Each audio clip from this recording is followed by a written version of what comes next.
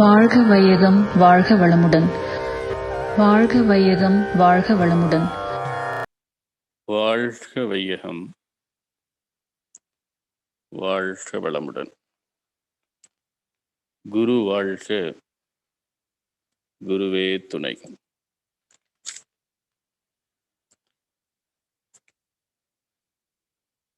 காந்த ஞானம் பெற்றிடில் கடவுள் அறிவிவை. காந்த ஞானம் பெற்றிடில் கடவுள் அறிவிவை. காட்சியாமகத்துலே கலங்கம் நீங்கி தூய்மையா. காந்த ஞானம் பெற்றிடில் கடவுள் அறிவை. காட்சியாம் அகத்துலே கலங்கம் நீங்கி தூய்மையாய். மாந்தருக்குள் பகை பிணக்கு மற்றும் ஏழ்மை ஐம்புலன் மயக்கமும் செல்வாக்கூடு பொருள் புகழ் கவர்ச்சியும் நீந்தலாம் உலகினைந்த நேர்மையாட்சி ஓர் மதம். நெறியுடன் குழந்தை பேரும் நீதி நாட்ட கல்வியும் சாந்தமான வாழ்வும் சலிப்பில்லா பேரின்பமும் சற்றுமை பொருள் மறவா சத்திய வாழ்வும் சித்தியா. சாந்தமான வாழ்வும் சலிப்பில்லா பேரின்பமும் சற்றுமை பொருள் மறவா சத்திய வாழ்வும் சித்தியா. காந்த ஞானம் பெற்றிடில் கடவுள் அறிவிவை. காட்சியாமகத்துலே கலங்கம் நீங்கி தூய்மையாய்.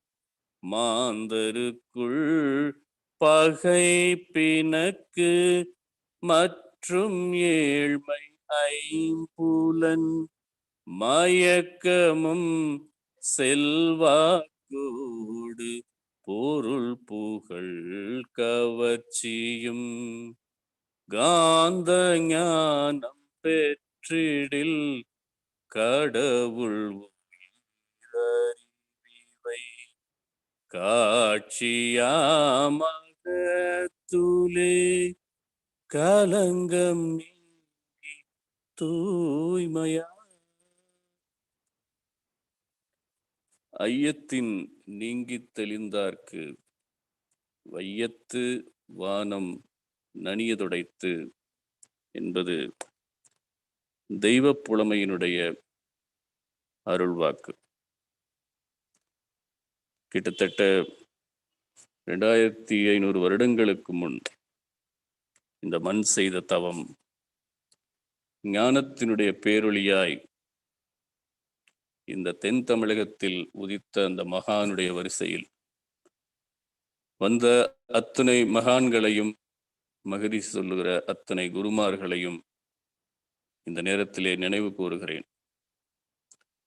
அந்த சித்த புருஷர்களுடைய பரம்பரையிலே வாழையடி வாழை என வந்த திருக்கூட்ட மரபில் யானும் ஒருவன் என்று சொல்லக்கூடிய வள்ளல் பெருமான் வழியிலே வந்த அருள் தந்தை அவர்களை இந்த நேரத்தில் நினைவு கூறுகிறோம். அவருடைய சூக்குமத்தை, அறிவை, ஆற்றலை என்னோடு இணைத்துக் கொள்கிறேன். மனம், மொழி, மெய்களால், திரிகரணங்களால் அவரை வணங்கிக் கொள்கிறேன். பெரியோர்களே, இருபால் மெய்யுணர்வாளர்களே, இங்கு இந்த பொறுப்பை ஏற்றுக்கொண்டு செவ்வனே கனடா ஸ்கை மன்றத்தை வழிநடத்தி வந்திருக்கின்ற அத்துணை பொறுப்பாளர்களுக்கும், இந்த வாய்ப்பை உருவாக்கி கொடுத்த என்னுடைய அக்கா அவர்களுக்கும் என்னுடைய மனமார்ந்த நன்றியை இந்த நேரத்திலே நான் தெரிவித்துக் கொள்கிறேன். தத்துவம் என்பது உணர்ந்தவன் உணராதவனுக்கு விளக்கிச் சொல்வதற்கான ஒரு வழி. தான் எந்த உயரத்திலே எந்த உண்மையை உணர்ந்து கொண்டானோ அந்த உண்மையை உணர்வதற்கு பல வழிகள் இருக்கிறது. அதிலே தவம் என்கின்ற முயற்சியும் இருக்கிறது, பயிற்சியும் இருக்கிறது. அதே போல தத்துவம் பதஞ்சலி சொல்லுகிற பொழுது சுவாத்தியம் என்று சொல்வார். அந்த மாதிரியான பயிற்சிகள் மூலமாக உயர்த்துகின்ற பொழுது தான் கண்ட பிரமாண காட்சிகளை அவன் விளக்குகிற பொழுது, வள்ளுவம் பேசுகிற பொழுது மாசறு காட்சி என்று சொல்கிறது. அந்த உணர்ந்த தத்துவத்தை இன்னொருவருக்கு எடுத்து விளக்குவதுதான், உணர்ந்த உண்மையை விளக்குவதுதான் தான் அதுவாகி, தத்துவமசி என்று சொன்னால் தான் அதுவாதல்.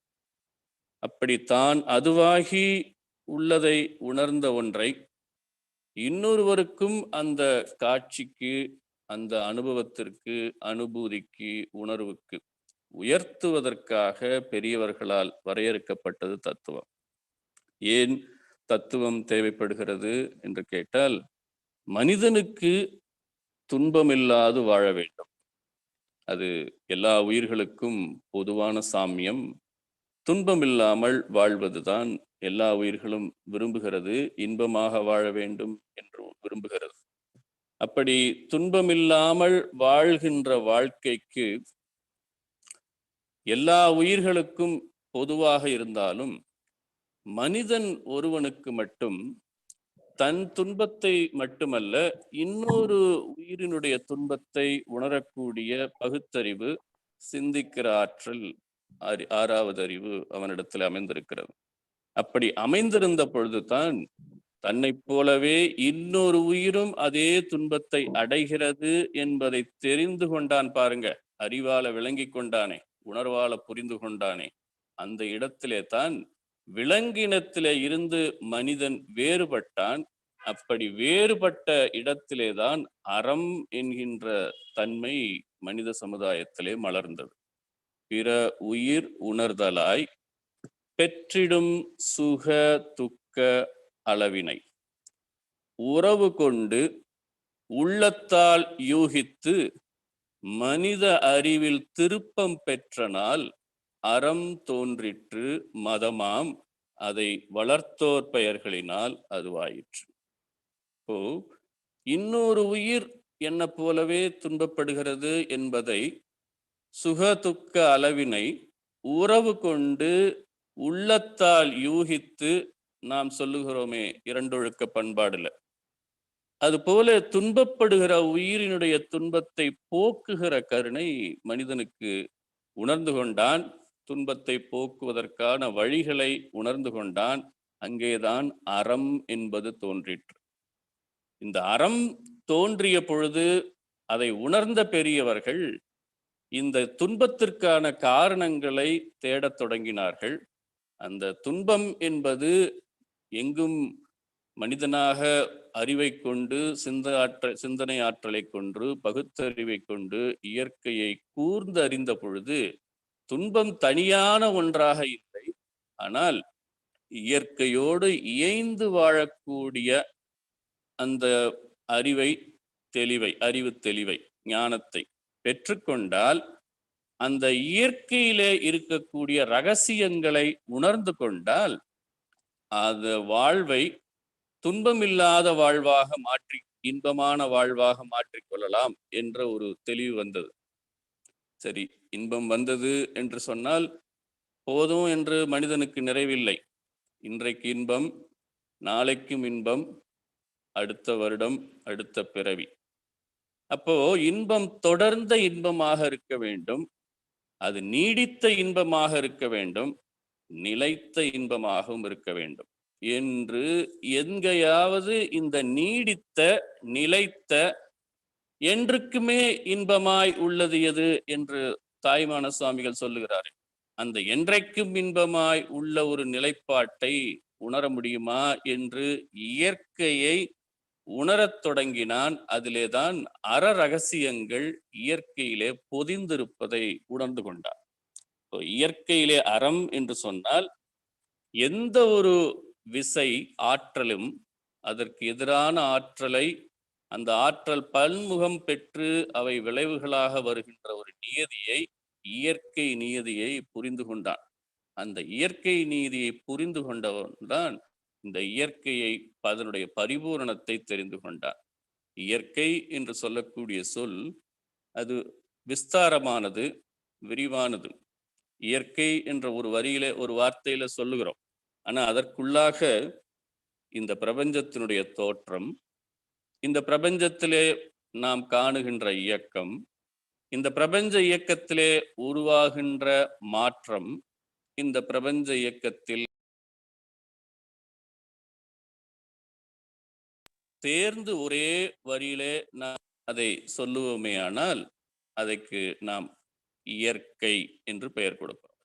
அப்போ தோற்றம், இயக்கம், மாற்றம், முடிவு, இந்த மொத்த உணர்வையும் புரிந்து கொண்டவர்கள் தான், தெரிந்து அதன் வழியிலே தங்கள் வாழ்க்கையை அமைத்து கொண்டவர்களைத்தான் ரிஷிகளாக, நீத்தார் பெருமை உடையவர்களாக, மகான்களாக நாம் இந்த உலகிலே அது வாழையடி வாழையாக வந்தவர்கள் உணர்ந்த ரகசியங்களை எல்லாம் மக்களுக்கு எடுத்து விளக்கம் வந்த பொழுது அது ரெண்டாக பிரிகிறது.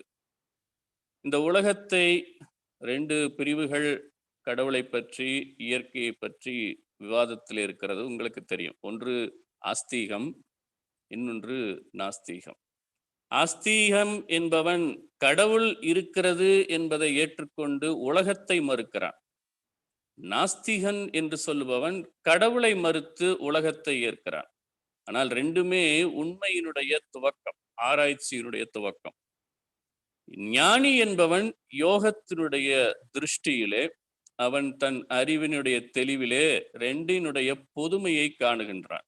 அப்படி ரெண்டினுடைய பொதுமையை காணுகின்ற இடத்திலே தான் தத்துவம் என்பது உருவாகிறது. அந்த தத்துவம் இந்த உலகத்திற்கு அக உலகத்தையும் இந்த புற உலகத்தையும் ரெண்டையும் இணைக்கிற ஒரு பகுதியாக. ஆஸ்திகன் அக உலகத்தை ஏற்கிறான், புற உலகத்தை மறுதலிக்கிறான்.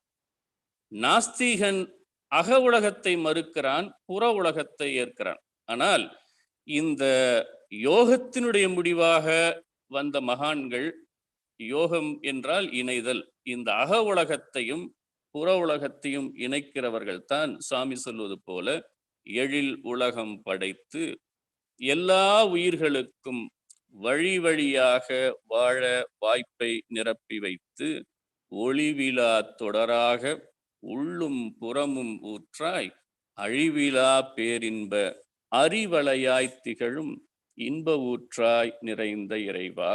அப்படி இயற்கையினுடைய அந்த தோற்றம், அதிலே இயக்கம், அதிலே மாற்றம், இந்த முடிவு, இந்த 4 இயக்கங்களிலும் நிகழ்வுகளிலும் ஊடுருவி பாய்மப் பொருளாக இயங்கிக் கொண்டிருக்கக்கூடிய அறம், அதை கூர்தலறம் என்று சொன்னாலும் சரி, அறம் என்று சொன்னாலும் சரி, அது ஒன்றினோடு ஒன்றாக இணைத்து இந்த பிரபஞ்சத்தையும் இயக்கிக் கொண்டிருக்கிறது, பிரபஞ்சத்திலே பல்வேறு இயக்கங்களையும் நடத்தி கொண்டிருக்கிறது, மாற்றத்திற்கும் அடிப்படை காரணமாக இருக்கிறது. இந்த பிரபஞ்சத்திலே சில இயக்கங்களுடைய நீட்சியை முடிவுக்கு கொண்டு வருவதும் அந்த இயற்கையை உணர்ந்தவர்கள் தான், இந்த ஒழுங்கை தெரிந்து கொண்டவர்கள் தான் அதை விளக்குவதற்காக தத்துவங்களாக விவரித்தார்கள். அதை உண்மையை 2 விதத்திலே உணரப்பட்டது. ஒன்று, இயற்கையை 5 பௌதீகங்களாக பிரித்து இந்த 5 பௌதீகங்களுக்கு அடிப்படையான ஆகாசம் என்று சொல்லக்கூடிய பரம வஸ்துவை தெரிந்து கொண்டு இந்த பரம வஸ்துவுக்கு அடிப்படையாக இருக்கக்கூடிய பிரம்மத்தை உணர்ந்தவர்கள் வேதாந்திகள், பான்சோபிசம் என்று சொல்லுகிறோம். இங்கே தென்னிந்தியாவில் பிறந்த மகான்கள் இந்த மனதிற்கு அடித்தளமாக இருக்கக்கூடிய உயிரோடு இணைத்து உயிரை இறையோடு இணைத்த பொழுது அதுவேதான் எல்லாமாக இயங்குகிறது என்று தெரிந்தவர்கள், சித்தை உணர்ந்தவர்கள் சித்தாந்திகள் என்று பான்சைக்கிசம் என்று சொல்லுகிறோம். இப்ப 2 பேரும் ஒரு வகையில ஒரே பொருளை நோக்கித்தான், பிரம்மத்தை நோக்கித்தான் பயணிக்கிறார்கள். ஆனால் எடுத்துக்கொண்டிருக்கிற ஒரு வகையில அவர்கள் ஆராய்ந்த முறையில, சிந்தித்த முறையில ஒவ்வொரு வழிமுறைகள் இருந்தாலும் அது நீடித்த இன்பத்தை, நிலைத்த இன்பத்தை, பேரருளை, இறைத்தன்மையை எய்துவதற்கான வழி என்பதுதான் முக்கியமானது. அந்த அறிவிலே அவர்கள் வழங்கிய தத்துவங்கள் தான் வள்ளுவம் தொடங்கி வேதாத்திரியம் வரைக்கும் காந்த தத்துவமாக இன்றைக்கு உங்கள் முன் விரிந்து நிற்கிறது. இதுதான் ஒரு சுருக்கமான முன்னுரையாக உங்களுக்கு நான் தெரிவித்திருக்கிறேன். ஆக தத்துவம் என்பது தவத்தினுடைய ஒரு ஆப்ஷன். தான் அதுவாகி உணர்ந்தாலன்றி, சுவாமி சொல்லுவார், இன்ஃபர்மேஷன் அது நான் சொல்லுகிற வரைக்கும் அது உங்களுக்கு இன்ஃபர்மேஷனாகத்தான் இருக்கும். அது உங்கள் அனுபவத்திற்கு பதஞ்சலி சொல்லக்கூடிய கைவல்யம், அனுபூதி, அந்த நிலை வருகின்ற வரைக்கும் அது இன்ஃபர்மேஷனாகத்தான் இருக்கும். அது கன்ஃபர்மேஷன் ஆனால் ஒழிய நமக்கு அந்த டிரான்ஸ்ஃபர்மேஷன் என்பது கிடைக்காது. அந்த டிரான்ஸ்ஃபர்மேஷன் ஏன் தேவைப்படுவது என்று கேட்டால், நம் செயலிலும் நம்முடைய அன்றாட வாழ்க்கையிலும் எந்த நிலையிலும் இறை நிலையை, அந்த இறைத்தன்மையை மறவாதிருக்கக்கூடிய நிலை. மாணிக்க வாசகம் சொல்வது போல, இமைப்பொழுதும் என் நெஞ்சில் நீங்காதான் தாழ்வாழ்க. எந்த இடத்திலும், இமைப்பொழுது என்பது ஒரு சனம், அந்த இடத்துல கூட இறைவனை மறக்காத ஒரு நிலை வேண்டும் என்று சொன்னால், நான் பேசுவதை கேட்கிற வரைக்கும் அது செய்திதான். அந்த செய்தியை, தத்துவத்தை என்னுடைய தவத்தின் வாயிலாக உணர்ந்து கொண்டால்தான் வள்ளுவம் சொல்லுகிற மாசறு காட்சி நமக்கும் சித்திக்கும். அதை அவள் சொல்றார், இருள் நீங்கி இன்பம் பயக்கும். எப்படி ஒரு இருள நாம் பொருள்களை தெரியாது தடுமாறுகிறோம். ஒரு சின்ன ஒரு மெழுகுவர்த்தி ஏற்றினால் அந்த இடத்துல இருக்கக்கூடிய பொருள்கள் எல்லாம் நமக்கு வெளிச்சமாக தெரிகிறது. அதை அருட்பெரும் ஜோதி என்று வள்ளல் பெருமான் குறிப்பிடுகிறார். இப்போ எப்படி இருளிலே இருக்கக்கூடிய பொருள்களை எல்லாம் வெளிச்சம் வெளியே கொண்டு வருகிறதோ, அதே போல உண்மையான இறைநிலையை, மெய்ப்பொருளை உணர்ந்து கொண்டால், பொய் என்றால் தவறல்ல, பொய் என்றால் மாறிக்கொண்டே இருப்பதுதான் பொய் என்று தமிழ்ல பேசப்படும். அப்போ ஒன்று நிலைப்பொருள், இன்னொன்று மாறிக்கொண்டே இருக்கிறது. இந்த நிலைத்த பொருளாக இருக்கக்கூடிய அறிவை நான் உணர்ந்து கொண்டு விட்டால், மாறிக்கொண்டே இருக்கக்கூடிய பொருளை சாட்சியாக நின்று கொண்டு என்னாலே அதை உணர முடியும், ஊகிக்க முடியும், தத்துவமாக என் வாழ்க்கைக்கு அதை பயன்படுத்தி கொள்ள முடியும். அந்த விதத்திலே தான் அவர் சொல்லுகிறார், இருள் நீங்கி இன்பம் பயக்கும். எப்போ? மருள் நீங்கி மாசறு காட்சியவர்க்கு. அந்த மருள் நீங்கி, மயக்கம் நீங்கி, மாசறு என்று சொன்னால் குற்றமற்ற, கொஞ்சம் கூட அறிவிலே இதுதானா என்று சொல்லுகிற அளவுக்கு சந்தேகம் இல்லாது, அது வள்ளல் பெருமான் சொல்லுகிற பொழுது, ஐயமும் திரிபும் அறுத்து என் உடம்பினுள் ஐயமும் நீக்கி அருட்பெரும் ஜோதி, சாட்சாத் பிரத்யட்சமாக எனக்கு வந்த தெரிவிலே மாசறு காட்சியாக எனக்கு இறைவன் கொடுக்கப்பட்ட அனுபூதி. இந்த அனுபூதியிலே வருகிற பொழுதுதான் டிரான்ஸ்ஃபர்மேஷன் என்கின்ற ஒன்று நிகழ்கிறது. அப்படி அந்த டிரான்ஸ்ஃபர்மேஷன் நிகழ்கிற பொழுதுதான் இந்த பிரபஞ்சம் வேறு அல்ல, அவன் வேறு அல்ல, அவனுடைய பிரதிபலிப்பு தான் பிரபஞ்சம் என்பதை புரிந்து கொள்ளுகிற பொழுதுதான் இந்த பிரபஞ்சத்தினுடைய அறிவை தத்துவமாக விவரிக்கிறான். அப்படி தத்துவமாக விவரிக்கிற பொழுது பிரபஞ்சத்தை பார்க்கிறான். நாம் இப்ப தவம் செய்தோமே துரியாதீதம், அந்த துரியாதீதத்துல நாம் இப்போ நிற்கிறோம். பிரபஞ்சத்துல பேரியக்க மண்டலத்துல நிற்கிறோம். சூரியனை பார்க்கிறோம். கிட்டத்தட்ட 19 லட்சம் மடங்கு உருவத்திலே பெரியது. இந்த சூரியனும் சூரிய குடும்பமும் பிரபஞ்சத்துல உருவானது 4.6 பில்லியன் இயர்ஸ், 460 கோடி ஆண்டு கிட்டத்தட்ட அது உருவாகி இருந்திருக்கிறது. இந்த பிரபஞ்சத்தினுடைய நீட்சி இந்த 200 கோடி மில்லியன் வருடங்கள் என்று சொல்லுகிறோமே பிரபஞ்சம், நீங்கள் நினைக்கிறது போல அது அவ்வளவு கணக்குக்கு எட்டாத ஒன்றாக இருக்கிறது. அப்படி கணக்குக்கு எட்டாத நீள விட்டமுடைய அந்த பிரபஞ்சம் உருவாவதற்கு கிட்டத்தட்ட 5.5 பில்லியன் இயர்ஸ் என்று உருவாகி இருக்கிறது. இந்த 200 கோடி மில்லியன் ஒளி வருடங்கள், 200 மில்லியன் லைட் இயர்ஸ் என்று சொல்லக்கூடிய பிரபஞ்சத்துல பார்க்கிறோம். நம்முடைய பிரபஞ்சம் பேரியக்க மண்டல தவத்துல சூரிய குடும்பத்தை பார்க்கிறோம். அதை சுற்றிலும் பல கோள்களை பார்க்கிறோம், சிறு சிறு அண்டங்கள், துணைக்கோள்கள். அதை சுற்றிலும் இதே சூரியன் போல இதைவிட பல லட்சம் மடங்கு பெரிய சூரியன்கள் எல்லாம் இருக்கிறது பிரபஞ்சத்துல.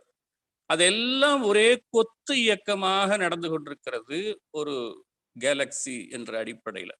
இந்த கேலக்சி பார்த்தீங்க நல்ல முறையில இன்றைக்கு விஞ்ஞானம் இருப்பதனால பல வடிவங்கள் இருக்கிறது.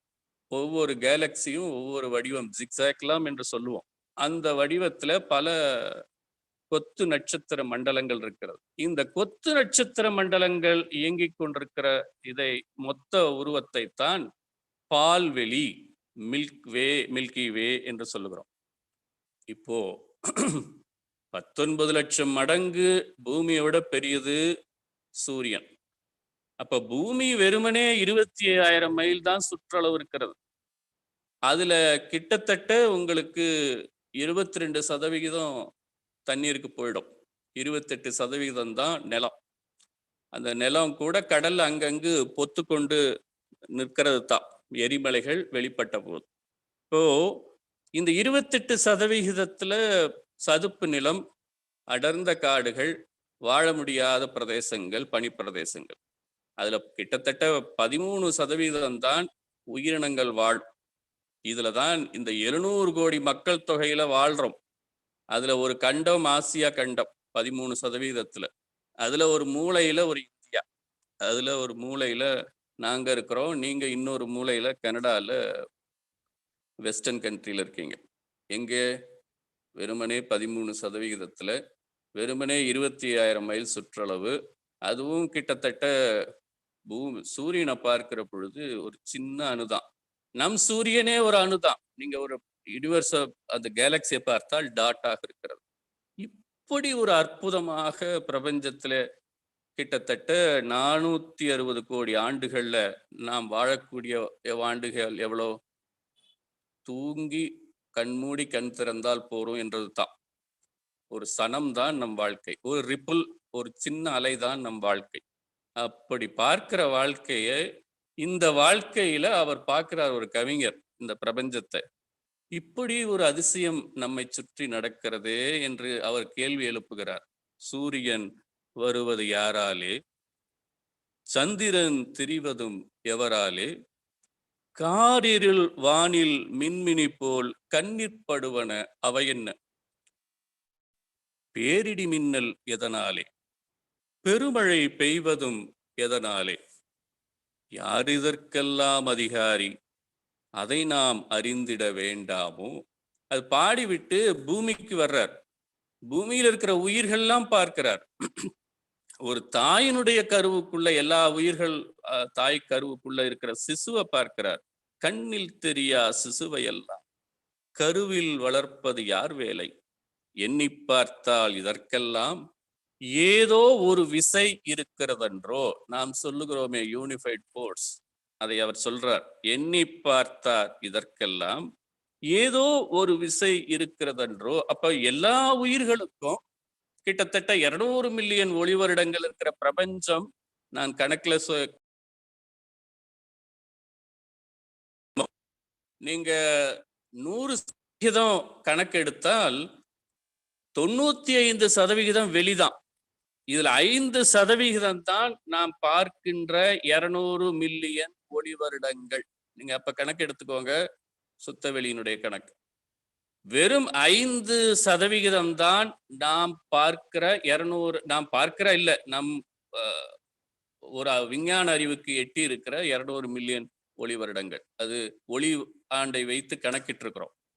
அப்போ இந்த 200 மில்லியன் ஒளி வருடங்களே 5% என்று சொன்னால், இதுல நம்ம கேலக்சி என்ன எங்க இருக்கும், இதுல நம்ம சூரியன் எங்க இருக்கும்?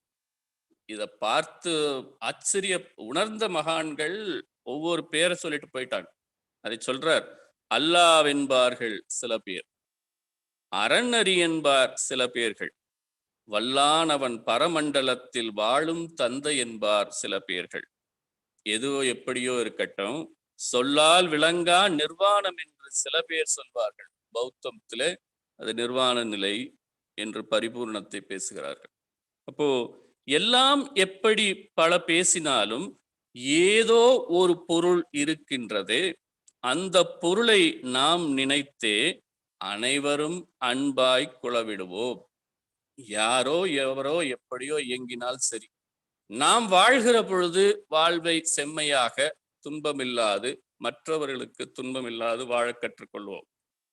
மகரிஷியோட பிறந்த நாள்ல ஜெகத் கஸ்பர் சொன்னார், தந்தையாக இருக்கிறவருக்கு குழந்தைகள் ஆனந்தமாக வாழ்ந்தால், துன்பமில்லாமல் வாழ்ந்தால் அது ஒரு தகப்பனுக்கு மகிழ்ச்சி தான். தன்னை பற்றி நினைக்கணும் என்று எந்த ஒரு தகப்பனும் நினைப்பதே இல்லை. அதனால்தான் மகரிஷியினுடைய வாழ்க்கை முழுவதும் இறைவனை மையம் கொண்டதல்ல, மனிதனை மையம் கொண்டது என்று அவர் ஜெகத் கஸ்பர் பேசினார். அப்போ அந்த மனிதனை மையமாக கொண்டு நாம் இந்த மனித சமுதாயத்தில் நாம் உணர்கிற பொழுது என்ன செய்யணும்? அந்த பொருளை நாம் நினைத்தே அனைவரும் அன்பாய் குளவிடுவோம். எந்தப்படியாய் எவர் அதனை எப்படி தொழுதால் நமக்கென்ன? அது எப்படி தொழுதால் தொழுதுட்டு போங்க, எப்படி வணங்கினால் நமக்கென்ன? என்ன செய்ய வேண்டும்? நிந்தை பிறரை செய்யாமல், நிந்தை பிறரை பேசாமல், நினைவிலும் கெடுதல் செய்யாமல் வந்திப்போம், அதை வணங்கிடுவோம், வாழ்வோம், சுகமாய் வாழ்ந்திடுவோம். இதுதான் காந்த தத்துவத்தினுடைய நோக்கம். முன்னுரை சொல்லியிருக்கிறேன், நோக்கத்தையும் சொல்லியிருக்கிறேன். அப்படி நோக்கத்திலே நின்று, அடிப்படை விழிப்பினுடைய தெளிவிலே நின்று இந்த பிரபஞ்சத்தை நீங்கள் பார்க்கிற பொழுது, இந்த பிரபஞ்சத்தில 2 விடயங்களை நீங்க பார்க்கிறீர்கள். ஒன்று, பிரபஞ்சத்தில இருக்கக்கூடிய எல்லா கோள்களும், நட்சத்திரங்களும் கோள்கள் தான், அவைகளும் ஒரு சூரியன் தான். எல்லா சூரியன்களும் ஒரு தற்சுழற்சி வேகத்தோடு தன்னையே சுற்றி சுழன்று வந்து கொண்டிருக்கிறது. இது நாம் அறிவியல் துணை கொண்டு பார்த்து விட்டோம். இது ஒரு உண்மை. 2வது, தற்சுழற்சியாக சுழல்கிற எல்லா பருப்பொருள்களும் ஏதோ ஒரு பொருளை மையம் கொண்டு சுழலுகிறது. அப்போ ஒன்று, தற்சுழற்சியாக ஒவ்வொரு கோள்களும் அந்தரத்துல மிதந்து உருண்டு ஓடிக்கொண்டிருக்கிறது. பூமி உட்பட, இந்த பூமியில இருக்கக்கூடிய நவகோள்கள் உட்பட, சூரியன் உட்பட பல சூரியன்கள் என்று சொல்லக்கூடிய கேலக்சி. இப்ப இந்த கேலக்சியும் ஏதோ ஒன்றை மையம் வைத்துதான் மொத்தமும் சுழல்கிறது அந்தரத்துல. அப்போ 2 விடயங்கள் நாம் கண்ணுக்கு, அறிவுக்கு, பகுத்தறிவுக்கு புலப்படுகிறது. நமக்கு கேள்வி வருகிறது, பொருளை எப்படி இந்த அண்டங்கள் சுழலுகின்றது, சுழன்று கொண்டே இருக்கிறது? அப்படி சுழல்கிற பொழுது ஏதாவது ஒரு நாள் ஒரு கோள் ஒரு வினாடி தவறிச்சா அல்லது ஒரு லீவு போட்டுச்சா என்று சொன்னால் ஒன்றுமே தவறுவதில்லை. கொஞ்சம் கூட நியதி தவறாது நீள்வட்ட பாதையில சரியான நேரத்துல சுற்றி அந்தரத்துல மிதந்து சுழன்று உருண்டு ஓடிக்கொண்டிருக்கிறது. இப்ப ஒன்று, எப்படி இந்த சுழல்கிற சக்தி இந்த அண்டத்திற்கு வந்தது? ஒன்று. 2வது, இந்த சுழல்கிற ஆற்றல் நீதி மாறாது சுழல்கிறது. இது எப்படி இந்த அண்டத்திற்கு சாத்தியமாகிறது என்று நாம் ஆராய்ச்சியை தொடங்குகிறோம். முடிந்த வரைக்கும் இது ஒரு அறிமுக உரையாகத்தான் நீங்கள் இதை கேட்க வேண்டியிருக்கும். காந்த தத்துவம் அது கடல் போல விரிந்திருக்கிறது. இப்போ சுவாமி சொல்லுகிறார், அறிவினுடைய ஆரம்ப நிலை அஞ்ஞானம், அறிவினுடைய வேக நிலை விஞ்ஞானம், அறிவினுடைய பூரண நிலை மெய்ஞானம். இந்த மூன்றும் அறிவினுடைய எண்ணத்தினுடைய நிலைகள். இப்போ அஞ்ஞானம் என்று சொல்வது முட்டாள்தனம் அல்ல, அது மூடம் என்று சொல்லுவார்கள். தெரியலை, அதனால உணர முடியலை. தெரிந்து கொண்டான், உணர்ந்து கொண்டான், அவனும் ஞானிதான். அதனாலே பிறப்பிலே எந்த பேதமும் இல்லை. அப்போ நாம் அறிவினுடைய ஆரம்ப நிலையில தெரிந்து கொள்ள முடியாத பொழுது, குழந்தைகளுக்கு அறிவு வளர்ச்சி அடையாத பொழுது, அவர்களுக்கு பக்தியிலே இப்படி இப்படி என்று கதைகள் மூலமாக ஆசை காட்டி அச்சமூட்டி சில நியதிகளை, ஒழுக்க பழக்க வழக்கங்களை, அறத்தினுடைய கூறுபாடுகளை நாம் அவர்களுக்கு சொல்லிக் கொடுக்கிறோம். ஆனால் அதுவே அறிவு விருத்தியாகிறது, குழந்தை வளர்கிறது. ஏன் வணங்குகிறோம், எதனால் வணங்க வேண்டும், எதற்காக சடங்குகள் என்று குழந்தை கேள்வி கேட்க தொடங்குகிறது. அப்ப நாம் எதனாலே செய்கிறோம் என்று நாம் விளக்குகிறோம், விஞ்ஞான அறிவை கொண்டு விளக்குகிறோம். அந்த விஞ்ஞான அறிவுதான் விண் என்று சொல்லக்கூடிய நுட்பமான அறிவு, நுட்பமான ஆற்றலை கொண்டு அதை விளக்க முற்படுகிற பொழுது குழந்தைக்கு என்ன காரணம் என்று சொல்லி, காரணம் அறியாமல் காரியம் செய்பவன் பக்தன் என்ற பாடலை சாமி சொல்வது போல, காரணம் இன்னவென்று விளக்க தொடங்குகிற பொழுதுதான் இந்த பிரபஞ்சத்தை எப்படி இவைகளெல்லாம் இயங்கிக் கொண்டிருக்கிறது, நியதி மாறாமல் கொஞ்சம் கூட ஒரு வினாடி தவறாது அந்த நேர்கோட்டிலே, அந்த சுழல் வட்ட பாதையிலே, நீள்வட்ட பாதையிலே எப்படி இவைகள் இயங்குகிறது என்று புரிந்து கொண்டு விட்டால், மனிதனுக்குள்ளாகவும் அதே இயக்கம், அதே ஆற்றல் நமக்குள்ளாகவும் சீராக நடந்து கொண்டிருக்கிறது என்பதை உணர்ந்து கொண்டால், அதே விஞ்ஞானி மெய்ஞானியாக பூரணம் பெற்றவனாக ஆய்விடுகிறான். ஆனால் இவன் வெறுமனே வெளிப்புறத்திலே இருக்கக்கூடிய பொருள்களை ஆராய்ந்து, வேகத்திலே கால தூர பருமன் வேகம் என்ற கணக்கீடுகளை கொண்டு, அளவீடுகளை கொண்டு பொருள்களை பகுத்தறிந்து அதற்குள்ளாக மட்டுமே அறிவை எல்லை கட்டி கொண்டு விட்டால், மனிதனுக்கு தன்முனைப்பு வருகிறது, அதன் வழியாக துன்பம் வருகிறது. அதே ஆற்றல் எனக்குள்ளாக அறிவாக இருக்கிறது, அந்த அறிவு எல்லா உயிர்களும் அதே அறிவுதான் இயங்கிக் கொண்டிருக்கிறது, இன்ப துன்ப உணர்ச்சிகளாக இருக்கிறது என்று துவக்கத்துல சொன்னோமே. பிற உயிர் உணர்தலாய் பெற்றிடும் சுகதுக்க அளவினை உறவு கொண்டு உள்ளத்தால் யோகித்து, அந்த அறிவு வந்துவிட்டால் அறிவினுடைய பூரண நிலை வந்துவிடும். இப்போ இதை உணர வேண்டும் விஞ்ஞான சமுதாயம் என்று தான் மகரிஷி. ஏனென்றால் இதை உணர்வதற்குரிய முழு அறிவு தீட்சண்யம் அவர்களுக்கு இருக்கிறது என்பதனால்தான் அவர்களிடத்துல கேட்கிறார், அறிவிற்சிறந்த விஞ்ஞானி அறிவின் வேகம் நுட்பம் அதை உருவிற்சிறந்த நீயார் என்று ஒன்றை அறிய திருப்பிக்கொள், நிலையிற்சிறந்த நிலையறிவாய், நிமிடந்தன்னில் உணையறிவாய், வெகுவேகமாக விஞ்ஞானம் முடிவுக்கு வந்துவிடும் என்ற வகையில நம்முடைய விஞ்ஞானத்தில் இருக்கக்கூடியவர்களை எல்லாம் அவர் மகரிஷி பெரிதாக நம்புகிறார். விஞ்ஞான அறிஞர்களே, நம் குலத்தை வேறறுக்க வாழ வைக்க எஞ்ஞான்றும் மென்மேலும் செயல் கூடும். ஏனென்றால் இன்றைக்கு நாம் புத்தாண்டு கொண்டாடுகிறோம். புத்தாண்டு உலக அமைதி தினமாக கொண்டாடுகிறோம். சொல்ல போனால் புத்தாண்டு மனிதன் மட்டும்தான் கொண்டாடுகிறான். எந்த பூமிக்கும் புத்தாண்டை பற்றி தெரியாது. எந்த புத்தாண்டும் ஒரு காகத்துக்கும் எந்த உயிரினத்துக்கும் புத்தாண்டு என்று சொன்னால் நம்மை பார்த்து நகையாடும். ஆனால் நமக்குத்தான் புத்தாண்டு என்பதை ஒரு பூமியினுடைய சுற்றுவட்ட பாதையிலே ஒரு சுற்று முடித்தால் அதை புத்தாண்டு என்று கொண்டாடுகிறோம். பூமியிடம் கேட்டு பாருங்கள், எனக்கு அதை பற்றி தெரியாது, என்னுடைய கடமை என்னவோ நான் தொடர்ந்து செய்கிறேன்.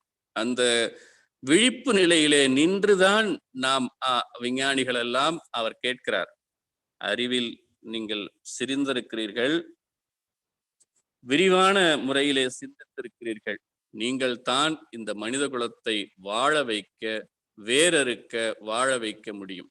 இல்லை என்றால் என்னவாகும் என்பதைத்தான் விஞ்ஞானத்துல மெய்த்தன்மையை உணர்ந்த ஐன்ஸ்டைன் சொல்லுகிறார், science without philosophy is blind.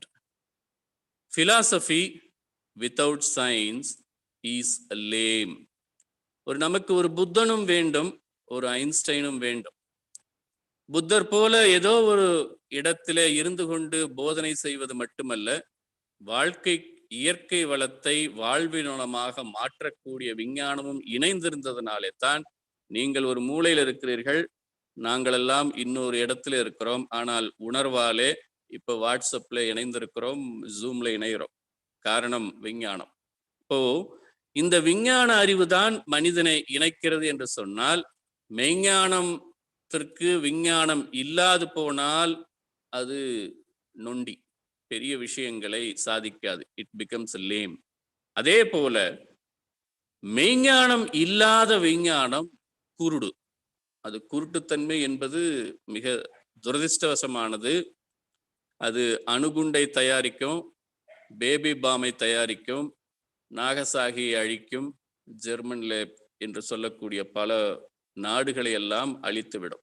அப்போ உணர்வு இல்லாது, தத்துவ ஞானம் இல்லாத அறிவியல் குருடு.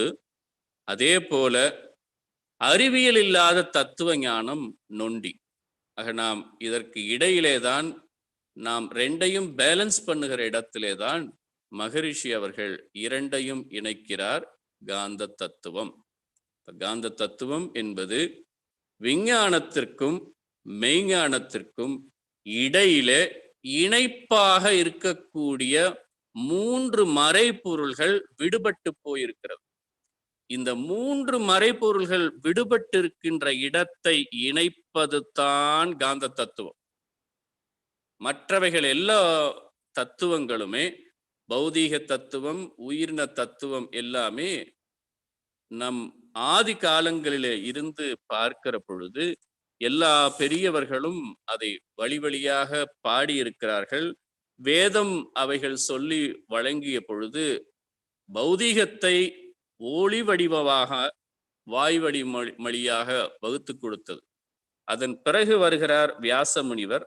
அவர் பிரபஞ்ச தத்துவத்தை, பௌதீகத்தை விளக்குகிற பொழுது தான் அதை பிரம்மசூத்திரமாக விளக்குகிறார். அதை உவமையோடு விளக்குகிற பொழுது உபநிடதங்களாக விளக்குகிறார். அந்த உபநிடதத்துல மீண்டும் அவன் செயலை எப்படி திருத்தி வாழ்வினுடைய அறங்களை போதிக்கிற பொழுது பகவத்கீதையாக அதை வெளிப்படுத்துகிறார். இது நாம் அந்த காலங்களிலே வாழ்ந்த பெரியவர்கள் இது போல அந்த தத்துவங்களை வெளிப்படுத்துவதற்கு ஒவ்வொரு தத்துவமாக வள்ளல் பெருமான் அகவல் அட்டகம் வரைக்கும் எல்லா தத்துவங்களையும் ஏற்கனவே விளக்கப்பட்டிருக்கிறது. மகரிஷி வந்த பிறகுதான் எப்படி இருளிலே பொருள் தெரியவில்லையோ, புதைந்திருந்த தத்துவங்கள் மெய்ஞானத்திற்கு விளக்கம் கொடுக்கின்ற ஒரு அவதார புருஷனாக மகரிஷி வருகிற பொழுதுதான் எந்த ஒன்று அறிந்திடில் இறைவன் முதல் உயிர் வரை எல்லாவற்றையும் உணர்த்துமோ அதுவே காந்தமாம். முந்தையோர்கள் அகத்தவத்தால் முற்றுணர்ந்த போதிலும் மொழிவதற்கு உவமையின்றி முட்டி மோதி நின்றனர். இந்த நாள் விஞ்ஞானமும் ஏற்றம் பெற்றதால் அதை இயங்கிடும் மின்சாரம் மூலம் எல்லோர்க்கும் உணர்த்தலாம். அந்தமாம் மெய்ஞானத்தோடு அணுவிஞ்ஞானம் இரண்டையும் அறிந்து உய்ய பாலம் போன்ற ஆக்க ஞானம் காந்தமே. அந்தமாம் மெய்ஞானத்தோடு அணுவிஞ்ஞானம், அது விஞ்ஞானம், மெய்ஞானத்தோடு விஞ்ஞானத்தை, அந்தமாம் மெய்ஞானத்தோடு அணுவிஞ்ஞானம், விஞ்ஞானம் இரண்டையும் அறிந்து உய்ய பாலம் போன்ற ஆக்க ஞானம் காந்தமே. It is bridging both the sides between philosophy and the science.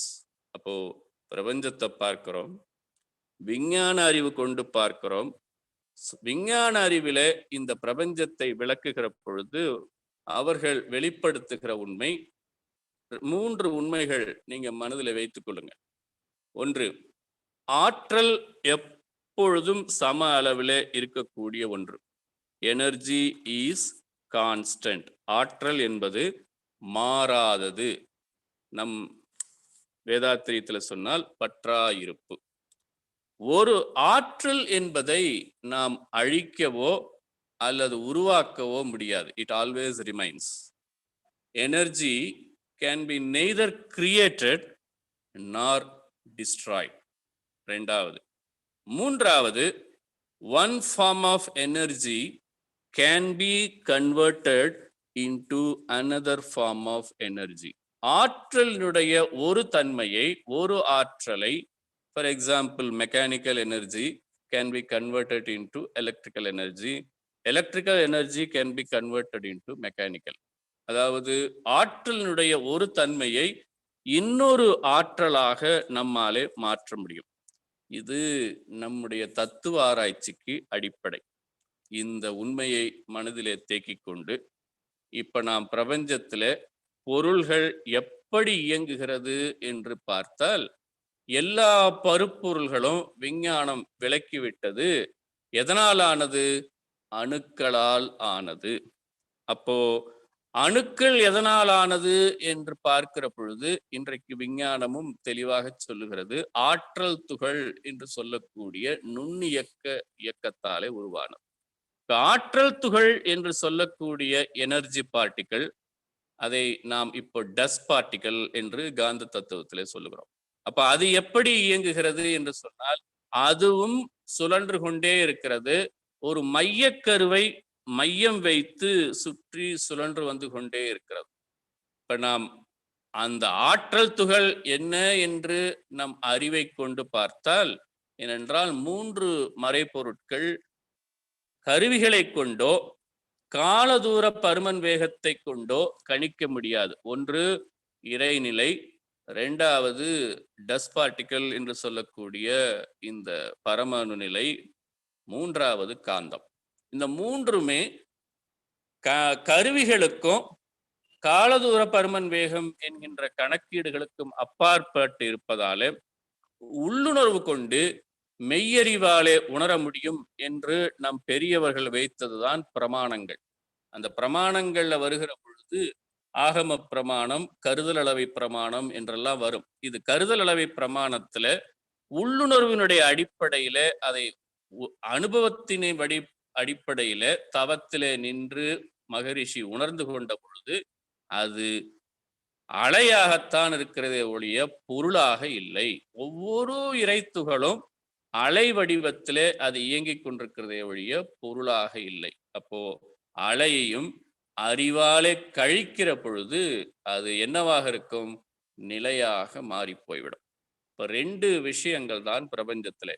ஒன்று நிலை, இன்னொன்று அலை. இப்ப இதுல எது முன்ன வந்திருக்கும், எது பின்ன வந்திருக்கும் என்று கணக்கெடுத்து பார்க்கிற பொழுது, அலை என்று சொல்லக்கூடிய ஒரு சிறிய எல்லையில இயங்கிக் கொண்டிருக்கக்கூடியது டஸ்ட் பார்ட்டிகல், ஆற்றல் துகள். வெளி என்று எடுத்து பார்க்கிற பொழுது அது எல்லை கடந்ததாக இருக்கிறது. ஆற்றல் துகள் என்பது அளவிற் சிறியதாக இருக்கிறது, சிறிய எல்லையை அடைத்து கொண்டதாக இருக்கிறது, ஆற்றலிலே குறைவுபட்டதாக பின்னப்பட்டதாக இருக்கிறது. இறைவெளி என்பது எல்லை கடந்ததாக இருக்கிறது, காலம் கடந்ததாக இருக்கிறது, பேராற்றலை கொண்டதாக இருக்கிறது. அப்போ பெரியதிலே இருந்து சிறியது வந்திருக்குமா அல்லது சிறியதிலே இருந்து பெரியது வந்திருக்குமா என்று பார்த்தால், சிறியதிலே இருந்துதான் சிறியது வரும் என்பது லாஜிக்கல் மைண்ட். அப்போ ஒரு ஆற்றல் தன் அளவிலே இருந்து துண்டுபட்ட நிலையில, நாம் சுவாமி அதை சொல்லுகிற பொழுது self compressive all surrounding குவரிங் force என்று சொல்லக்கூடிய கிராவிடேஷனல் ஃபோர்ஸ். அப்போ வெளி என்று சொல்லக்கூடிய ஆல் சரௌண்டிங் செல்ஃப் கம்ப்ரசிவ், தன்னிருக்க சூழ்ந்தழுத்தும் ஆற்றல். அந்த ஆற்றல் நொறுங்குகிற நிலையில, நொறுங்கிய நிலையில் வெளிப்படுகிற சிறிய சிறிய நிலைப்பாடுகள் தான் ஆற்றல் துகள். நீங்க கணக்குக்கு கொண்டு வர முடியாது, அது கணக்குல எடுக்க முடியாது. நாம் இன்றைக்கு தத்துவத்திலே பார்ப்பதற்கு நேரம் இல்லை. பட் நீங்க அந்த காலம் என்கின்ற கணக்குக்கு வருகிற பொழுது நாம் இன்னும் காலத்தை குறைத்து கொண்டே போகிறோம். முதல்ல மில்லி செகண்ட் இருந்தோம், மைக்ரோ செகண்ட் வந்தோம், நேனோ செகண்ட் வந்தோம், இப்போ பீகோ செகண்ட் வந்தோம், இப்போ மீண்டும் செப்டோ செகண்ட் என்பதற்கு போகிறோம். அந்த அளவிற்கு நுண்ணிய அளவுல அது இயங்கிக் கொண்டிருக்கிறது, ஆற்றல் துகள் என்ற நிலையில இயங்கிக் கொண்டிருக்கிறது. அப்போ அது எப்படி இயங்கிக் கொண்டிருக்கிறது? அந்த ஆற்றல் துகள் தற்சுழற்சியாக இயங்கிக் கொண்டிருக்கிறது. அப்ப தற்சுழற்சியாக ஒரு ஆற்றல் துகள் இயங்கிக் கொண்டிருப்பதாலும், அவைகளெல்லாம் சேர்ந்து இயங்கிக் கொண்டிருக்கக்கூடிய விண் என்று சொல்லக்கூடிய அணுவும் சுழன்று கொண்டிருப்பதாலே, இந்த விண்ணாலே உருவாக்கப்பட்டிருக்கிற மாலிகுல் என்று சொல்லக்கூடிய பேரணுக்கள் இயங்கிக் கொண்டிருப்பதாலும் தற்சுழலாக, இந்த பேரணுக்கள் எல்லாம் இணைந்த எலிமெண்ட்ஸ் அவைகளும் தற்சுழற்சியாக இயங்கிக் கொண்டிருப்பதாலே இந்த பேரண்டமும் சுழன்று கொண்டுதான் இருக்கிறது. அப்போ ஒவ்வொரு அணுவிலும் ஒவ்வொரு இழைத்துகளிலும் இந்த சுழலும் நியதி இல்லையானால், இந்த சுழலுகின்ற ஆற்றல் இல்லையானால், இவ்வளவு பெரிய பேரண்டம் சுழலுமா? சுழலாது. இப்போ எங்கே இருந்தது ஆற்றல்? அது தன்னிருக்கத்தாலே அது முடிந்த முடிவாக, எல்லையற்றதாக, என்றைக்கும் நீடித்ததாக அந்த ஆற்றல் இருக்கிறது என்பதை தெரிந்து கொண்டால், ஒரு சன நேரம் வாழ்ந்து மடியக்கூடிய இந்த மனித உயிரிலே அந்த ஆற்றலும் அடங்கி இருக்கிறது என்பதை உணர்ந்த பொழுதுதான் இன்ப ஊற்றாய் நிறைந்த இறைவா, இறைவனே எனக்குள்ளாக அறிவாக விளங்குகிறான் என்ற தெளிவை உணர்ந்து கொண்ட பொழுதுதான் யக்காவெளியிலே அவர் அமெரிக்கா மாநிலத்திலே யக்கா மாகாணத்திலே எழுதுகிறார், இன்ப ஊற்று என நிறைந்த இறைவா எனும் போதிலே ஏற்படும் ஓர் இன்பமதை எவ்வாறு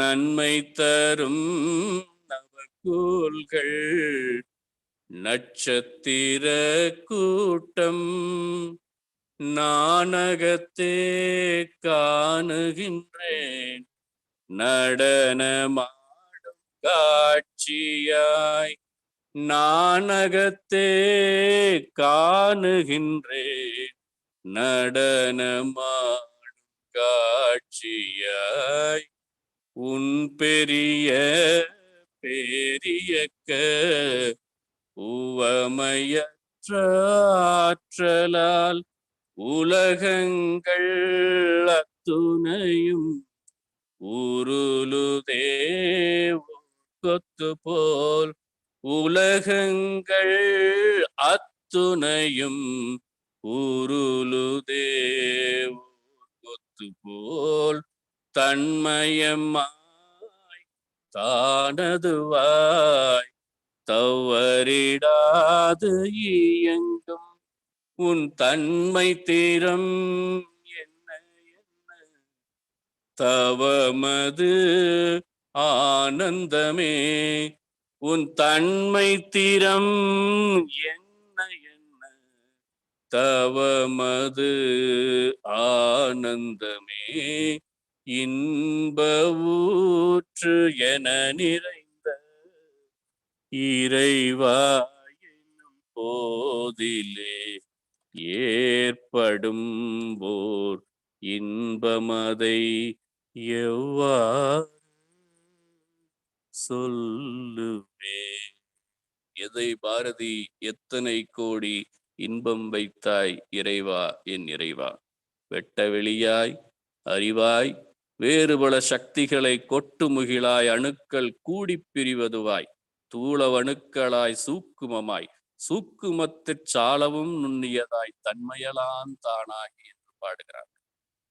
எல்லையில்லாத காலத்தில் எல்லைக்குள் இயங்குகின்ற தன்மையை பரசிவ சக்தியிலே பாடி கழிக்கின்ற பாரதியினுடைய திருவுருவமாய் மகரிஷியும் அந்த பிரபஞ்சத்தினுடைய இயக்கத்தை பிரதிபலிக்கிறார். அப்படி நொறுங்கிய ஆற்றல் தனித்துகளாக இயங்குகிற பொழுது சுற்றிலும் சூழ்ந்தழுத்தம், இது சுழல்கிற பொழுது இதிலே இருந்து வெளிப்படுகிற விரிவலை நிழல்விண்கள்.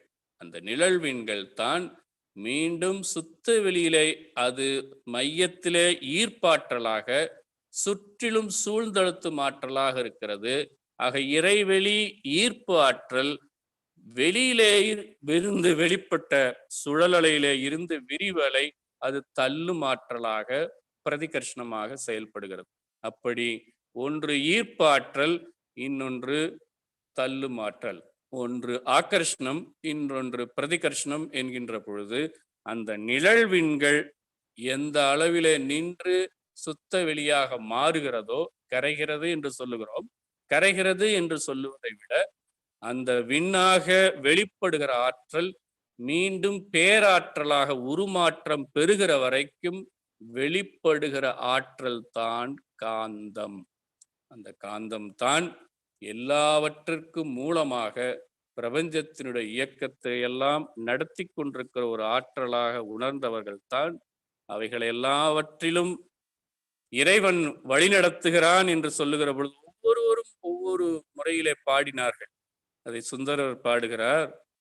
ஊனாய் உயிரானாய் உடலானாய் உலகானாய் வானாய் நிலனானாய் கடலானாய் மலையானாய் தேனார் பெண்ணை தென்பால் வெண்ணை நல்லூர் அருள் துறையும் ஆளாய் உனக்காலாய் இனி அல்லேன் என. எதை சுந்தரர் பாடினாரோ அதைத்தான் நாமும் நம்முடைய பிரம்ம கவியிலே பாடுகிறோம். இறைவெளியே தன்னிருக்க சூழ்ந்தழுத்தும் ஆற்றல் இதன் திணிவு மடிப்பு விழ சுழலும் நுண்விண்ணாம் நிறைவெளியில் விண் சுழல நிறுத்துகின்ற உரசல் நிலைவெளியில் எழுப்புகின்ற நேரலைகள் காந்தமாம் மறைப்பொருளாம் காந்தம் தன் மாத்திரைகள் ஐவகை மலைக்காதீர் விண்கூட்டம் மாபூதம் ஐந்துமாம் முறையாய காந்த அலை மனமாம் உயிர் உடல்களில் மதி உயர்ந்து உண்மை பெற மாபிரம்ம ஞானம்.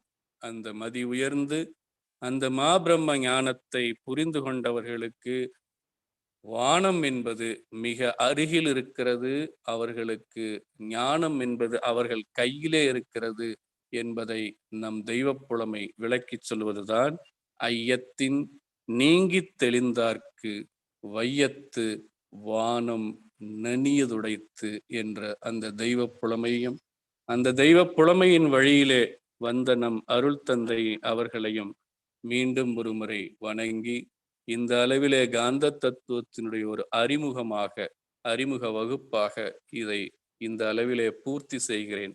இதை விளக்குகின்ற எல்லா அறங்களும் வியாச முனிவர் கொண்டு அதன் பிறகு வந்திருக்கின்ற எல்லா ரிஷிகளும் அதை தொடர்ந்து தென்னகத்திலே வந்திருக்கிற எல்லாரும் எளிமையாக சொல்லுகிற பொழுது கட்டோபனிஷத்தெல்லாம் விளக்குகிற பொழுது அவர் பூரணத்திலிருந்து பூரணம் எழுச்சி பெற்ற போதும் பூரணமாகவே இருக்கிறது என்றெல்லாம் விளங்கி இருக்கிறார். ஓம் பூர்ணமிதம் பூர்ணாத் பூர்ணமுதஷ்யதே பூர்ணஸ்ய பூர்ணமாதாய பூர்ணமேவாய வசிஷ்யதே என்று விளக்கங்களோடு விளக்கப்பட்டிருக்கிறது. அதையெல்லாம் எளிமைப்படுத்தி அதையெல்லாம் முழுமைப்படுத்தி வள்ளல் பெருமான் விடுக்கின்ற அறைகூவலில் முழுமையை உணர்ந்து கொண்டால் முடிந்த முடிவாக நாம் தத்துவத்தின் முதல் வரியிலே நான் மீண்டும் குறிப்பிட்டது போல பிற உயிர் உணர்தலாய் பெற்றிடும் சுக துக்க அளவினை உறவு கொண்டு உள்ளத்தால் யூகித்து மனித அறிவில் திருப்பம் பெற்ற நாள் அறம். அந்த ஒன்றுக்காகத்தான் தத்துவத்தை அதை பதஞ்சலி சொல்லுகிற சுவாதித்யத்தை நாம் பெறுகிறோம். இந்த ஒன்று பெற்ற பிறகுதான் ஒரு இரவில் படைக்கின்ற அகவல் பாராயணத்தை எழுதுகின்ற வள்ளல் பெருமானார் தத்துவத்தை முழுதாக எழுதிவிட்டு கடைசியில் குறிப்பிடுவது அதைத்தான்.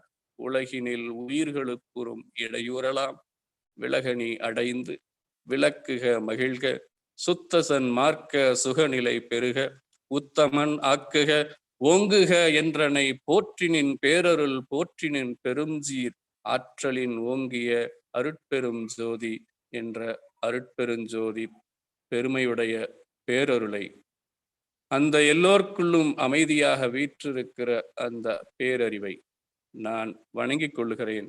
என் நன்றியினை செலுத்துகிறேன். அன்போடு ஏற்றுக்கொள்ளுங்கள். வாழ்க வையகம், வாழ்க வையகம், வாழ்க வளமுடன்.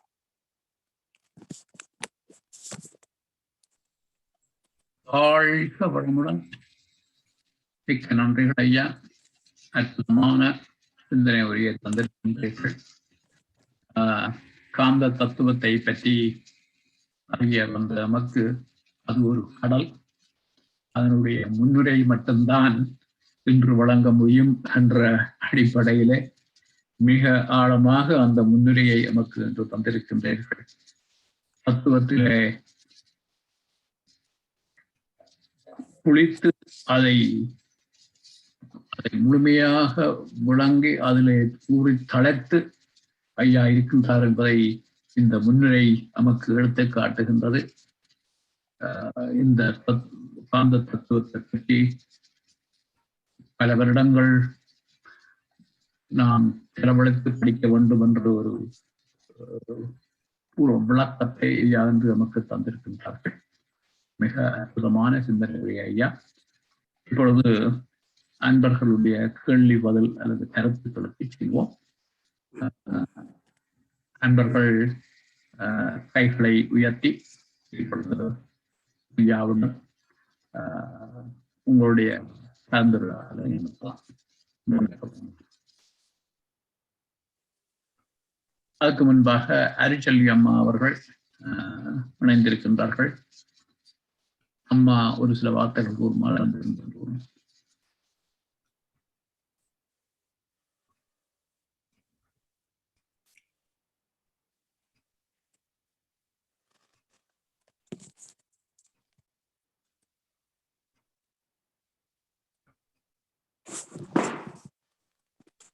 இல்லையம்மா, நீங்க இன்னும் மியூட்ல இருக்கிறீங்களாம்மா? அதுக்கு முன்பாக தெரியுமா அவருக்கு சில தடங்கல்கள் இருப்பது போல் தெரிகிறது. பரதராஜன் ஐயா. வாழ்க வளமுடன்.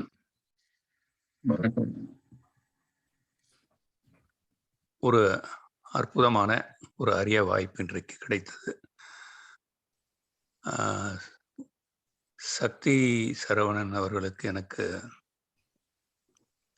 பார்த்திருக்கலாம், ஆனால் மனதில் நினைவில்லை.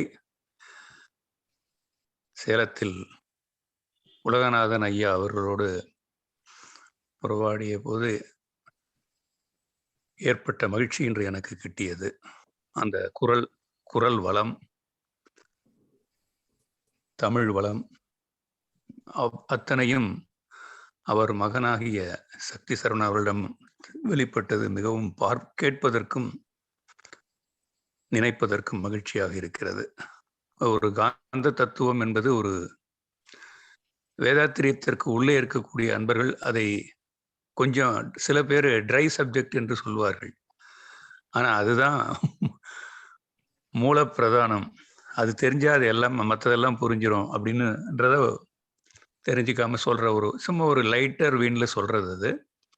அந்த காந்த தத்துவத்துக்கு ஒரு ஆழமான ஒரு முன்னுரையை சக்தி சரவணன் அவர்கள் வழங்கியிருக்கிறார்கள். அவர் மீண்டும் இணைந்து இன்னும் நிறைய முத்துக்களை எங்களுக்கு தர வேண்டும் என்பது என்னுடைய ஆவல். சென்னையில் இருக்கும் போதே அந்த உமையார்புரம் மன்றத்திற்கு ஒரு தடவை அவருடைய நண்பர், எங்களுடைய மன்ற அன்பர், என்னுடைய உறவினர் சங்கர் அவர்கள் ஒரு தடவை என்னை பேச ஏற்பாடு செய்திருந்து என்று சொல்லியிருந்து கொண்டிருந்தார். அதற்குள்ள எனக்கு கொரோனா அட்டாக் வந்து இது 1.5 வருஷத்துக்கு முன்னாடி நடந்தது. இந்த வாய்ப்பு இல்லை. இப்போ மீண்டும் இந்தியாவுக்கு வரும்போது தான் அதை பார்க்கணும் அவரை. ஸோ இந்த சிறப்பான உரையை இந்த தலைப்பை ஏற்று அவருடைய அக்காவை தொடர்ந்து இந்த வாரம் இவர் இந்த தலைப்பிலே பேசியது எனக்கு மிக்க மகிழ்ச்சி. கனடா யோகா மன்றத்தின் சார்பில் அவருக்கு எங்களுடைய மனமார்ந்த நன்றிகள், வாழ்த்துகள், வணக்கங்கள். வாழ்க வளமுடன் ஐயா. வாழ்க வளமுடன். மகிழ்ச்சி. நன்றிகள் ஐயா. அடுத்து தனையா. வாழ்க வளமுடன் ஐயா. வாழ்க வளமுடன். உங்களுடைய விளக்கங்கள் தெளிவான விளக்கங்கள். எனக்கு காந்த தத்துவத்தில் நான் அறிவுரை, அதாவது உங்களுடைய விளக்கங்களை கேட்கும் பொழுது இன்னும் படிப்பதற்கு அதிகம் உண்டு என்பதை உணர்ந்தேன். இப்போ தெரிந்தத்தில் ஒரு 2 கேள்விகள். அதாவது இந்த சுத்த வழியிலிருந்து டஸ்ட் பார்ட்டிகள்னு சொன்னீங்க. முதலாவது டஸ்ட் பார்ட்டிகள்ல தான் ஆரம்பம். அந்த செல்ஃப் கம்ப்ரசிவ் ஃபோர்ஸால அந்த டஸ்ட் பார்ட்டிகிள் பேர்ந்து மாறி மாறி மாறி பெரிய அண்டங்களாக எல்லாம் இயங்கிக் கொண்டு இருக்குது. அப்ப அந்த இயக்கத்துல எந்த விதமான மாற்றமுமே கிடையாது, அப்படியே இயங்கிக் கொண்டு இருக்குது தொடங்கின காலத்துல இருந்து. எனக்கு இருந்துட்டு வர டவுட் என்னன்னு சொன்னா, இந்த செல்ஃப் கம்ப்ரசிவ் ஃபோர்ஸால அந்த டஸ்ட் பார்ட்டிகிள் தொடர்ந்து கொண்டிருக்குமா, இல்லை ஒரு காலத்துல அது அப்படி நின்றுட்டதா சொல்லி, அப்படி நிக்காம கொண்டிருந்தால் இந்த இயக்க விசையில ஏதாவது மாற்றம் வருமா வராதா, அப்படி ஒரு கேள்வி உண்டு. ரெண்டாவது இந்த இதன் திணிவு மடிப்பு உள்ள, எனக்கு அதன் அர்த்தம் வழியா புரியவில்லை. ரெண்டாவது. வளமுடன் ஐயா. வாழ்க வளமுடன். இது ரெண்டுமே நாம் இன்னும் பார்க்க வேண்டிய பகுதி. இயங்கிக் கொண்டிருக்கிற எல்லா தோற்றப் பொருள்களும் மீண்டும் அது சுத்த வெளியிலே அது மீண்டும் ஒன்றாக அது அந்த ஆற்றலோடு இரண்டரை கலந்து விடுவதுதான் இயற்கையினுடைய நீதி. அப்படி பார்க்கிற பொழுது ஆற்றல் துகள் என்று சொல்லக்கூடிய இறைத்துகள், டஸ்ட் பார்ட்டிக்கல், அதனுடைய இயக்கத்தினுடைய காலத்தால ஏற்படக்கூடிய மாற்றங்கள் தான் அது. ஆற்றல் துகள் ஒவ்வொரு நிலையிலும் அது மாற்றம் அடைந்து பிறகு மையக்கருவாகி, மையக்கருவிலும் அது மீண்டும் இறைத்துகளாக பிளாக் ஹோல்ஸ் என்று சொல்லக்கூடிய வெளியாக அது மறைந்து போகிறது. அது ஒரு ஆற்றல் கரைசல் அல்ல. ஒரு கரைசல் என்பது வேதிம பொருளில் தான் கரைசல் உண்டாகும். ஆனால் ஒரு ஆற்றல் இறை ஆற்றலாக முற்றிலும் அதிலே தன்னுடைய ஆற்றலை உரிமைப்படுத்தி விடுகிறது. அதனால இறைத்துகள் என்பதும் ஒரு நிலைப்பாட்டிலே இறைத்துகள் இறைவெளியாக மாறினாலும் இந்த பிரபஞ்சத்துல ஒரு சிங்க்ரனைசேஷன், ஒரு பேலன்சிங் ஆக்ட் என்பது இருக்கிறது. அது அடுத்து வருகிற பாடங்கள்ல உங்களுக்கு தெளிவாகும். அப்போ அந்த சிங்க்ரனைசேஷன் ஆக்டிவிட்டி நடக்கிற பொழுது அந்த பேலன்சிங் என்று சொல்லுகிறோம். ஒவ்வொரு அணுவிலும் அந்த கட்டமைப்பு என்பதுல எந்தவித குழப்பமும் இல்லாத ஒரு சிங்க்ரனைசேஷன் நடக்கும். அது மட்டுமல்ல, 2 அணுக்கள் சேர்கிற பொழுதும் அதுல ஒரு பேலன்ஸ் உண்டாகும். நீங்க அதெல்லாம் அறிவியல்ல படித்திருக்கலாம். அந்த பாண்டிங் என்று சொல்லுவோம், கோவேலன்ஸ் பாண்ட் என்றெல்லாம் சொல்லுவோம், பைவேலன்ட் பாண்ட் என்றெல்லாம் சொல்லுவோம். அப்போ அந்த அணுனுடைய வெளிப்புற வட்டத்துல இருக்கக்கூடிய அவைகளுக்கு ஏற்ப அந்த பேலன்சிங் உருவாகிற பொழுது அந்த கட்டமைப்பில எந்த விதமான குழப்பமும் இல்லாத அந்த நியதி மாறாது அது நிகழ்கிறது. அதனாலே இறைத்துகள் வெளியாக மாறினாலும் இந்த சிங்க்ரனைசேஷன் என்கின்ற ஆக்டிவிட்டியில அது தானாகவே சமனடையும், குழப்பமில்லாது அதனுடைய ஓட்டம் நிகழ்ந்து கொண்டே இருக்கும். 2வது, மடிப்பு விழ சுழலும் நுண் விண்ணாம் என்று சொன்னால், மடிப்பு என்று சொன்னால் நீங்க வழக்கமா ஒரு எடுத்துக்காட்டா நாங்க சொல்லுவோம், துணியை துவைத்து விட்டு நாம அதை 2 புறமும் பிடித்து கொண்டு அதை முறுக்கிறோம், பிழித்து அதுல இருக்கிற ஈரத்தை எடுக்கணும் என்று சொல்லி 2 புறமும் அதை இருக்கிறோம். அப்படி அதை முறுக்கி கொண்டே போனீங்க என்று சொன்னால் அந்த இறுக்கத்துல தொடர்ந்து முறுக்குகிற பொழுது சம அளவுல முறுக்கி வந்து கொண்டே இருக்கிற பொழுது நடுவுல ஒரு இடத்துல முடிச்சு விடும். அதே போலத்தான் இது constant pressure, all around surrounding pressure, self compressive என்ற நிலையில வருகிற பொழுது அந்த மடிப்பு இயக்கம் என்பது தானாகவே விடும். அதை நான் எதிர்காலங்களில் உங்களுக்கு வாய்ப்பு இருக்கிற பொழுது விளக்கம் இன்னும் நாம் பகிர்ந்து கொள்ளலாம். வாழ்க வளம். நன்றிகள் ஐயா. நன்றிகள் ஐயா. அடுத்து பழனியப்பன் ஐயா.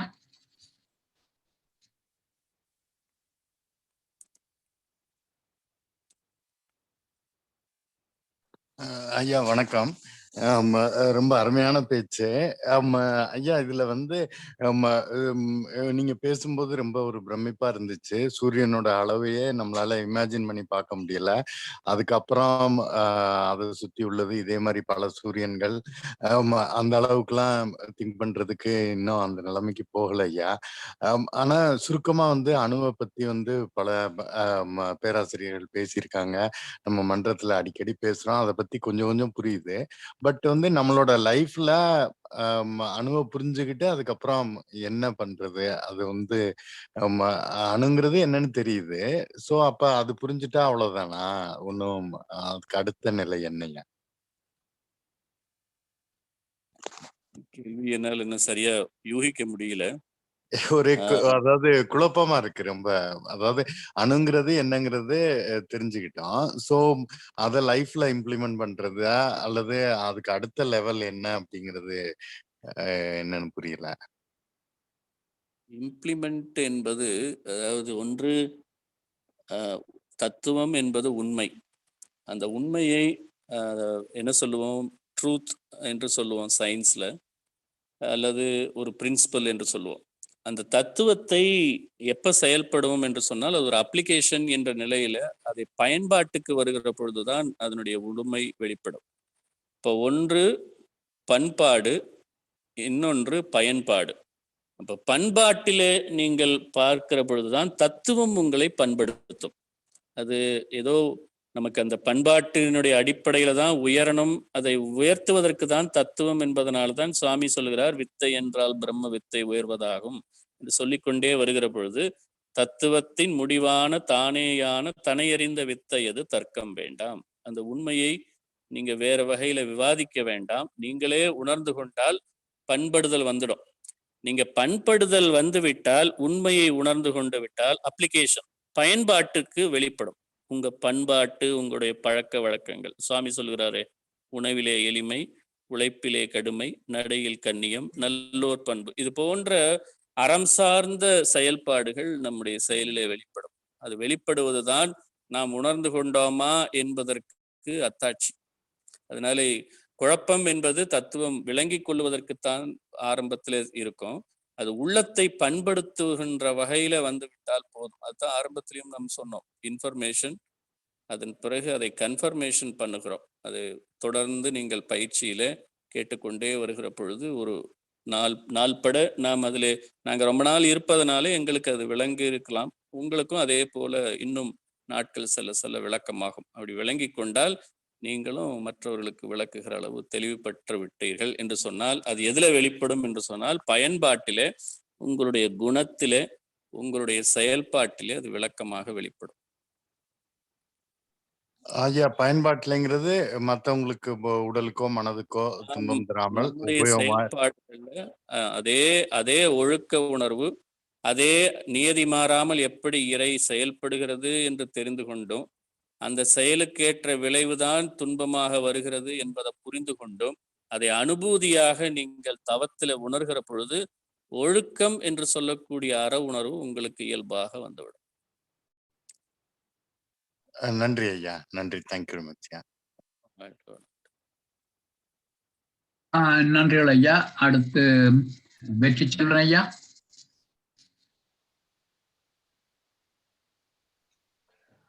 வாழ்க வளமுடன் ஐயா.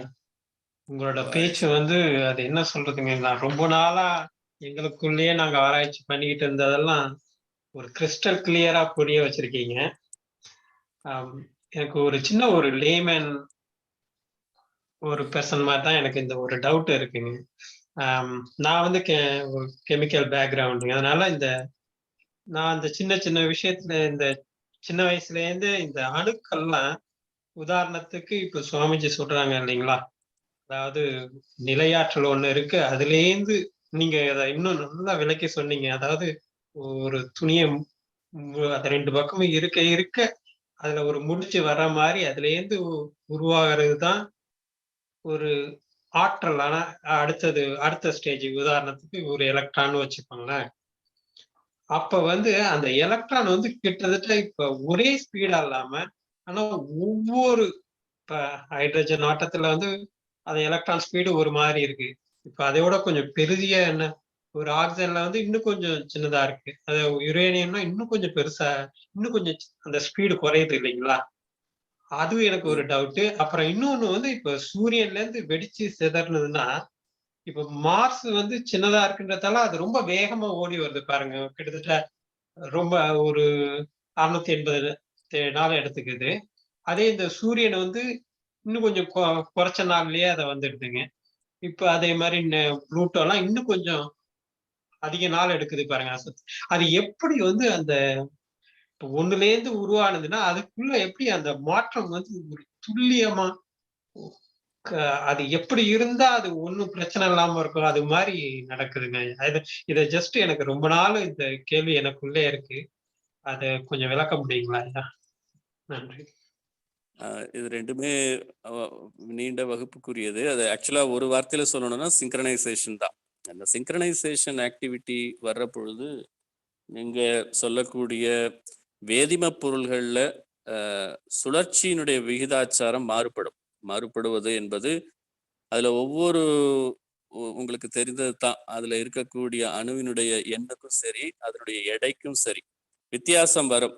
காரணம், ஒவ்வொரு ஆர்பிட்லயும் இருக்கக்கூடியதெல்லாம் வேகம் எப்படி குறையுது, வேகம் குறையிற பொழுது எப்படி மையக்கருவை நோக்கி அது வருகிறது என்பத உங்களுக்கு பாடத்திலயும் தெரிந்திருக்கும். அதனால ஒவ்வொன்றுக்கும் அணு எண் வேறுபடுவது வேகத்தினுடைய விகிதாச்சாரத்துல மாறுபாடு இருக்கிறதுனால, எதனால மாறுபாடு இருக்கிறது என்று சொன்னால், அது இயங்குகிற ஆற்றல் மையத்தில் இருக்கக்கூடிய வெளியினுடைய விகிதாச்சாரம் மாறுபாடு இருக்கிறதுனால, அதுல இயக்கத்தினுடைய வேகத்துல மாறுபாடு இருக்கிறது. இதுவும் ஒரு சிங்க்ரனைசேஷன் என்பதை நாம் மீண்டும் பார்க்கலாம். அதே போல நீங்க காணக்கூடிய ஆர்பிட்டல் என்று சொல்லக்கூடிய நிலையிலும் இதே பிலாசபி தான். அதே ஒரு பிளானட்ல இருக்கக்கூடிய மொத்த அணுக்களினுடைய எடை, அதுல இருக்கக்கூடிய விரிவலை, மொத்தத்தினுடைய விரிவலை. அதே போல ஒவ்வொரு பிளானட்லயும் இருக்கக்கூடிய மொத்த அணுக்கள், அதுல இருந்து வரக்கூடிய சுழல், அதுல இருந்து வரக்கூடிய விரிவலை. இதனுடைய ரிப்பல்சிவ் ஃபோர்ஸ், அதனுடைய சம்மேஷன், இதெல்லாம் கணக்கிலே வைத்துத்தான் தூரம் கணிக்கப்படுகிறது. இப்படி தூரம் கணிக்கப்படுகிற பொழுது நீள்வட்ட பாதையில அந்த ஆர்பிட்டல் மெத்தட்ல அது எந்த தூரத்துல என்ன வேகம் என்பதை அதே கணித்துக் கொள்கிறது. அதனால தான் அது மைக்ரோ மேனேஜ்மெண்ட்டும் பார்க்கக்கூடிய ஆற்றல் இருக்கிறது. மேக்ரோ மேனேஜ்மெண்ட் என்று சொல்லக்கூடிய பெரிய விஷயத்தையும் அதையே பார்க்கிறது. அதுக்கு நம் தமிழ் பெரியவர்கள் கொடுத்த பெயர் வியாபக அறிவு என்று சொல்லக்கூடிய சொல். அந்த வியாபகம் என்று சொன்னால், நம்ம இப்ப முதுகுல ஒரு எறும்பு ஓடுது என்று சொன்னால் நமக்கு தெரியுது, ஏதோ முதுகுல ஊறுது என்று தெரிகிறது. அதுக்கு பெயர் நம் உடல் உணர்வு. இந்த உடல் வரைக்கும் எல்லை கட்டி இருக்கிற அறிவு. அதே அறிவு பிரபஞ்சம் முழுவதும் விரிந்து செயல்படுகிற பொழுது, சுவாமி சொல்றது போல அணு முதல் அண்டம் ஈராக ஒவ்வொரு அணுவிலும் அதனுடைய செயல்பாடுகளை உணர்ந்து கொள்ளுகிற நிலையில் அது இருப்பதால, அதுல உருவாகக்கூடிய சிங்க்ரனைசேஷன் தான் பிளானட்டரி அந்த ஆர்பிட்டிங்ல உருவாகக்கூடிய டிஸ்டன்ஸ், அதனுடைய எவால்விங் ஸ்பீட், அதே போல 2 summation of the repulsive force, இதை கொண்டுதான் அவைகள் எல்லாம் நிர்ணயமாகிறது. நாம் சிந்திக்கலாம். மிக்க நன்றிகள்.